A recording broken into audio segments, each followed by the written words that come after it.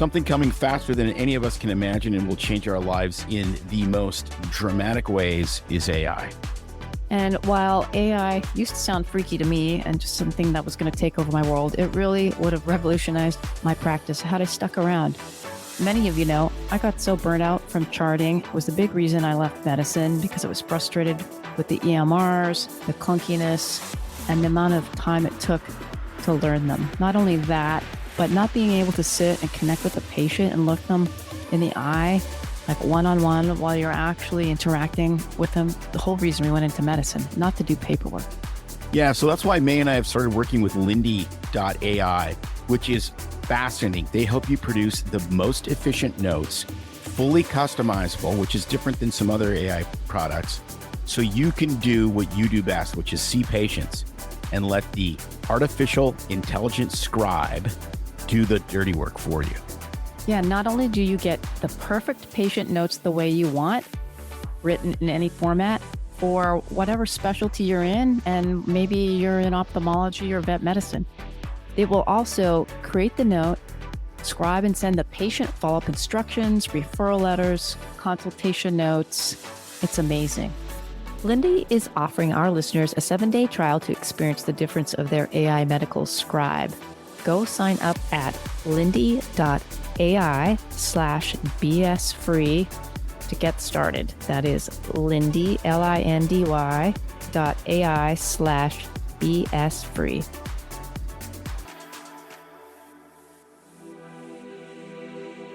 Finally, a source of raw, real, and honest information on healthcare issues that matter most.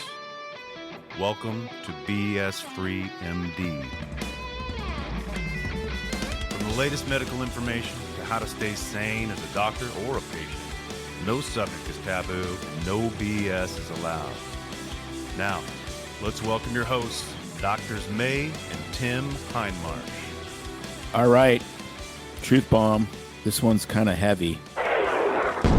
We pay a little bit of tribute to a guest that we had. Yeah. Mr. Rocky Shorey, episode number 78, way back. Unfortunately, our friend and former skydiving buddy passed away at the beginning of April in a climbing accident. He lived his life absolutely to the fullest, was an absolute example of fitness, of health, of life, and unfortunately, one of those passions cost him his life. So we are going to talk about risk. Not like we haven't talked about risk before, but I think it's important. Not only just to pay tribute to him, but to focus on how people view life and when they're, I don't know, I think not living life to the fullest because they're afraid of risk. And then, I don't know if you want to do the reverse of that as well, doing unnecessary risk, but what were you thinking? No, I think that's exactly it. I mean, I think that it's interesting because there's the English language is fascinating in a lot of respects because the word careless is derogatory because you don't want to live careless. You don't want to take risk that's unnecessary. But the word carefree is exactly the opposite. And so I think most of us, if we were really honest, we want to live a life of some contentment and ultimately carefree, right? Like, why do you want to have enough money to retire? So you don't have to worry about money. You have less of a care. You know, why do you want to raise your kids to be responsible people so that they don't depend on you? You have less of a care. So there's carefree and careless. And I'm an action sports guy. I've done, tons of skydives, lots of dirt bike riding, et cetera, et cetera. And, by the time I was 45 years old, I had witnessed 2 recreational fatalities. One in a swooping skydive landing accident and one in the sand dunes when I was riding a dirt bike. So the living, the carpe diem lifestyle comes with a price. Right. But as a physician, how many fatalities that were, I would say, premature because of just other types of risk, not high risk action sports did we see? unhealthy lifestyle choices, crazy things with motor vehicle accidents, that kind of stuff. Right. I mean, so there's so many more, right? You said you saw 2 fatalities from Right. high risk action sports. I'm thinking, but look at all the other deaths we've experienced because of not taking care of yourself and etc. Right.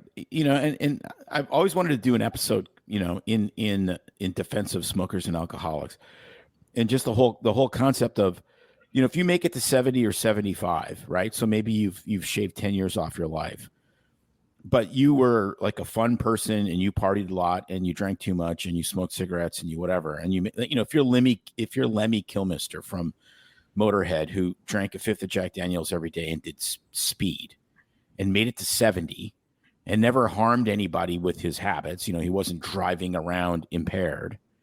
I mean, why is that? You know, how is that different than one of my friends that died in a base jumping accident and was 53, or than Rocky, who died in a climbing accident, because climbing has inherent risk, you know, at 42?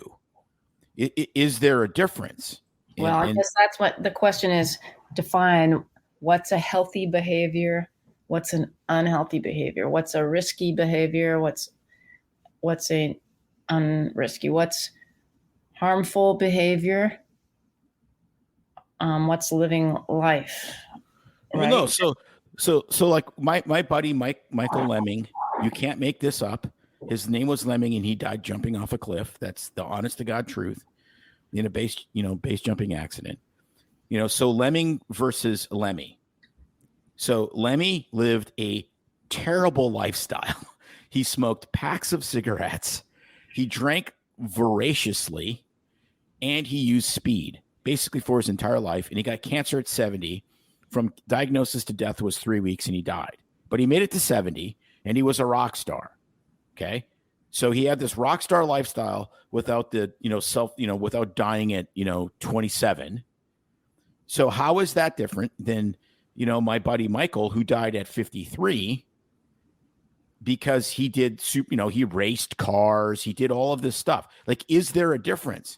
Well, I would say, yeah, right away, it's jumping out at me that there's the odds difference in that if you are going to smoke and drink and do, what we say, illegal drugs, substances, there's a pretty high odds game that you're going to have a negative health outcome, whether it's accidental overdose, drinking, driving, accident, and all the other health outcomes that come with smoking, such as COPD, emphysema, liver failure, alcoholic cirrhosis. I mean, come on, the list is long. So it's like, those aren't just like, this is a fun activity and there might be a little risk involved, versus someone who is doing high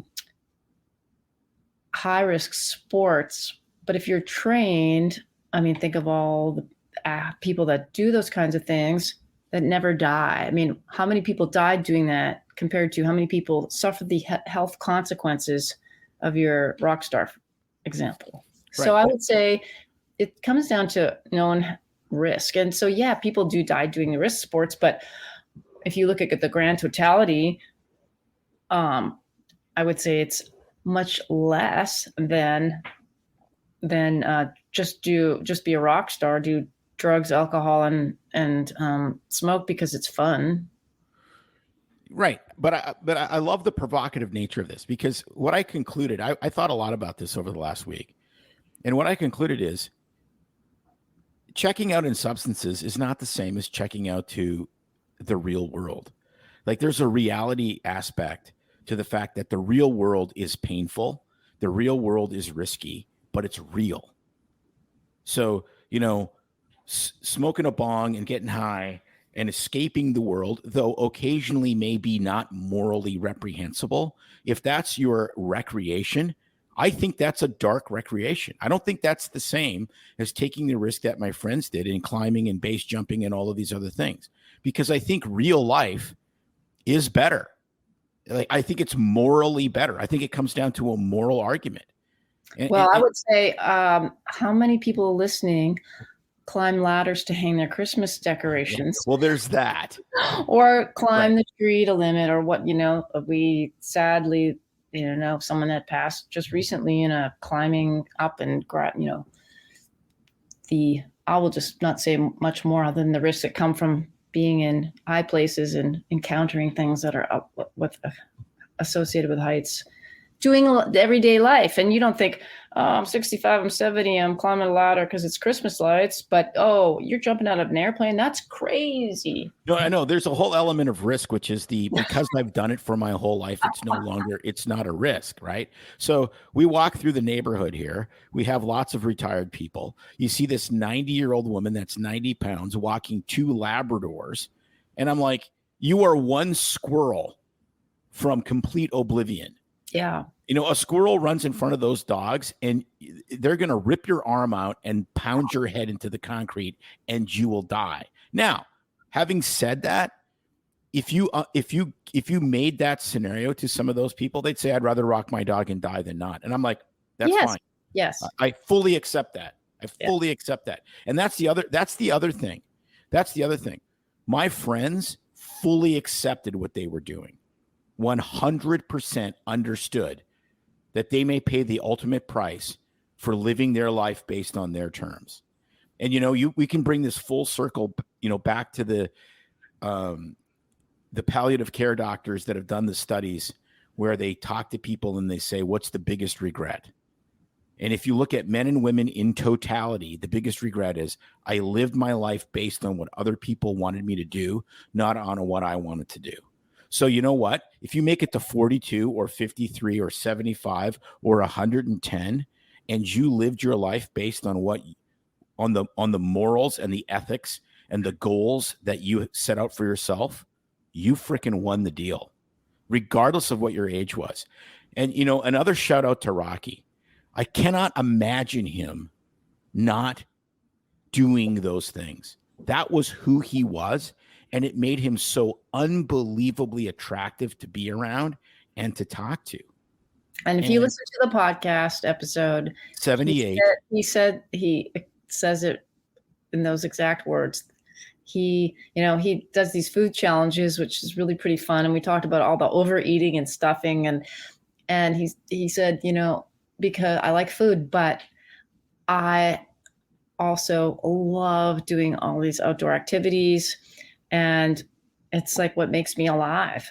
And that sums it up. I mean, he's living life and what fills his soul.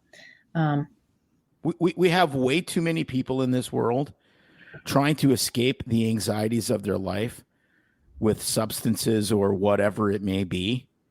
Take your pick of bad habits and not actually doing things that make them feel alive. And this will be the challenge, which we'll end this episode on. When is the last time you have done something that made you feel alive? And if you're not doing it and you're not pursuing it, why not? Because I think that's the bottom line and that's the legacy and that's what Rocky leaves to us. And if I keep talking, I'm going to start crying. I thought it was a perfect moment of silence for him. So you know what? I think we just say bombs away and leave it at that. It's no secret that medicine is a bit uptight.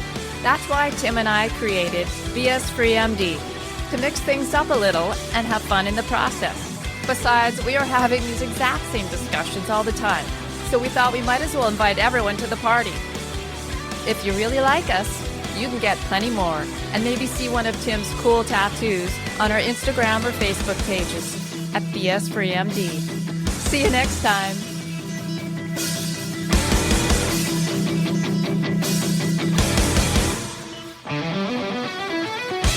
But we try to keep BS Free MD as raw and real as possible. We can't be held responsible for any medical decisions or discussions had as a result of what you've heard on the show. We know, bummer. But the truth is, we really do care about your questions.